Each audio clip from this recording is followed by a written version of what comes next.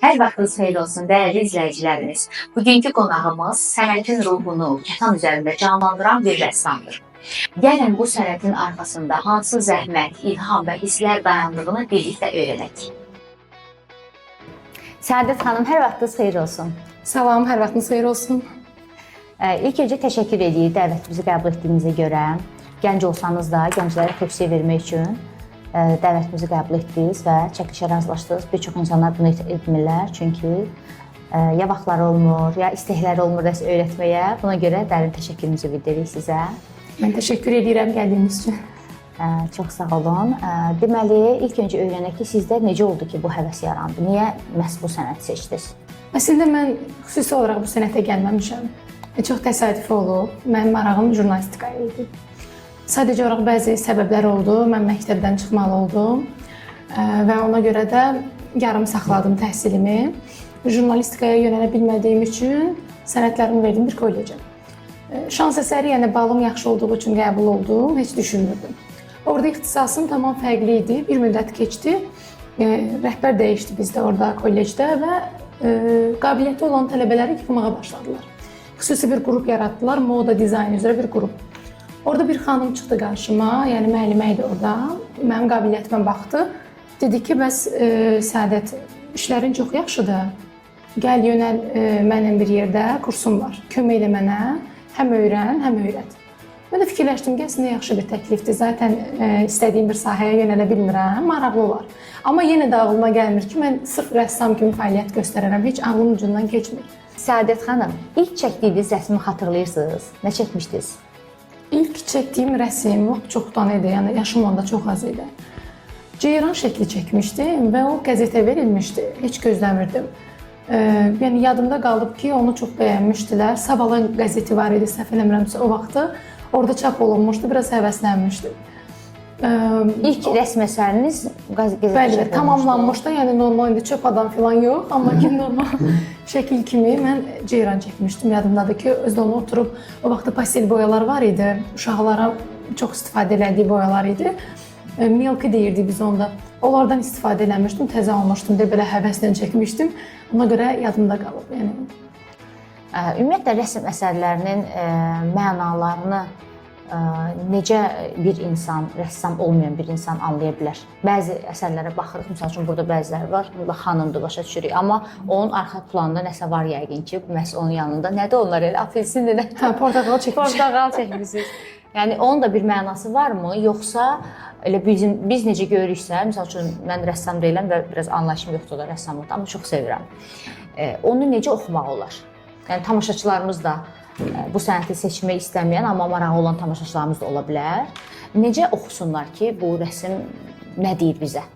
Əslində o rəssamdan asılıdır. Yəni belə deyim də, xüsusi bir təhsil düşünürəm ki, təhsilə ehtiyac yoxdur. Yəni şəkli elə bir formada verirsən ki, belə deyim də, qabiliyyəti rəssam öz fikrini, beynindəkiləri kətana düzgün formada köçürdə bilirsə, qarşı tərəfdə yəni baxanda bunu rahatlıqla anlaya bilir.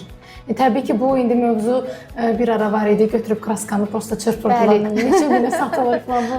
Söhbət ondan getmir. Onun da öz belə deyim zövqü var. Yəni o belədir ki, işin enerjisi. Məsələn, yeni bir tələbə gələndə biz tələbəyə veririk kağızı filan. Birinci ona öyrədirik ki, qorxmamalısan. Çünki insan qorxaraq elədiyi işlə qorxmayaraq elədiyi iş arasında çox fərq var. Səadət xanım, məsələn, bax bu şəkil. Mən ona baxanda görürəm, tango oynayırlar, səhv etmirəmsə, hansısa bir Latin Amerika rəqslərindən biridir. Amma, məsələn, deyəsən, nəsə düz getməyib, ya qarışdırılıb, yəni o necə oxumaq lazımdır bu rəsmi? Bu əslində, yəni doğru analiz eləmişsiniz, tamamlanmayıb. Mən bu şəklin kətanın üzərində çox işləmişəm. Bu mənə verilmiş bir sifariş idi. Tango Federasiyasının üzvü idi bir nəfər, o sifariş vermişdi və çox maraqlı bir sifariş idi. Amerikanın prezidenti var idi, rəhmətə getmiş Kennedy. İnsan mənə dedilər ki, yəni bunu canlandırım orada həyat yoldaşı ilə.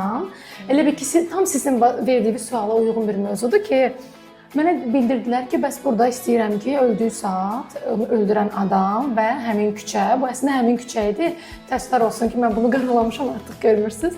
Sifariş ləğv olunduğu üçün elə bil ki, mən onu yox elədim, çünki ehtiyacım yoxdur deyə düşündüm. Fonda həmin o küçə idi, bina idi, həmin o yer. Arxa tərəfdə saat və həmin adam, düzdür hələ adamı çəkməmişdim. Saatda öldürüldüyü vaxt qeyd olunurdu və öndə də həyat yoldaşı ilə o sonuncu rəqs kimi də belə maraqlı bir ad. Təbii ki, fikri həmin insan mənə demişdi, biraz da mən üzərində dəyişiklik elədim. Maraqlı bir şeydir, yəni tam dediyiniz kimi tanıyan adamlar baxanda bilirdi ki, artıq odur. Kennedy-nin adı canlandırmışdım, yoldaşı da demək olar ki, bənzəyirdi. Maraqlı bir şəkil idi, sadəcə olaraq iptal olduğu üçün mən onu artıq düşündüm ki, ehtiyac olmaz. Çünki tanıyan da var, tanımayan da var. Yəni inanmıram ki, kimsə onu sifariş kimi qəbul eləsin. Ona görə düşündüm ki, ehtiyac yoxdur. Amma tango oradan ilhamlanaraq istədim ki, orada bir cütlük çəkim. Sadəcə olaraq ketanı biz normalda yenidən başlamaq üçün bir daha istifadə eləmək oldu. Məsələn, mən bunu bəyənməsəm, quruyur, rəngləyirəm, üzərindən yenidən işləyirəm. Altında təbii ki, fərqli bir şeylər olur, onun da öz anısı olur. Üzərində də yeni bir şeylər maraqlı olur. Ümumiyyətlə, bir insan olaraq bu mesajı vermək istəyərdim ki, əvvəla günümüz bəllidir ki, yəni müharibələrlə, bu mənfi şeylərlə doludur. Çox istərdim ki, yəni bunlar olmasın, həqiqətən də sülh olsun. Və ən əsası balacalar, uşaqlar gözü yaşlı qalmasın. Və rəssam olaraq istərdim ki, zaten rəssamlar hər zaman tablolarında bu sülhü, bu müharibə olmasın, bu şeyləri canlandırırlar. Bizdə ən çox, hətta deyim ki, bu ərəfələrdə keçən ilə qədər sərgilərimiz çox olurdu bununla bağlı. İstəyim o olardı ki, sevsinlər, sevilsinlər, daima müsbət olsunlar, hər şeyin rəngarəng tərəfini görməyə çalışsınlar. Bir də bir xanım kimi istərdim ki, bizdə bilirsiniz də biraz xanımlara qarşı elə istər bu mənim özüm bu sənətə yönəlməyimə görə ki, sən bu sahədə heç də qabağa getməyəcəksən, xanımsan, nə edəcəksən filan. Onu demək istəyərdim ki, yəni ürəklərindən nə keçirsə, nəyi istəyirlərsə onda yönəlsinlər. Həqiqətən də insan istəyəndə alınır. Mən bunu istəmişəm və hal-hazırda da çox yaxşı yerdəyəm. İnanıram ki, bundan sonra da daha yaxşı yerdə olacağam. İnanaraq hərəkət eləsinlər. Əziyyət heç vaxt yerdə qalmır. Doğrudan da Səadət xanım, mən özüm də həmişə həvəsim olub, amma həmişə çəkinmişəm, yox məndə istedad yoxdur da. Siz o qədər gözəl danışdınız ki, bundan sonra mən də müraciət edəcəm, başlayacağam. Elə inşallah ki, mənə də öyrədərsiniz. Və hansı ki, gənclər var ki, düşünürdülər ki, mənim istedadım yoxdur, amma çox həvəsi var idi rəssamlığa.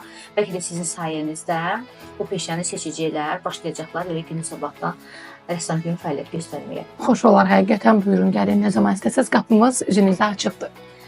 Sizin timsalınızda bütün rəssamlara işlərində uğurlar arzulayırıq.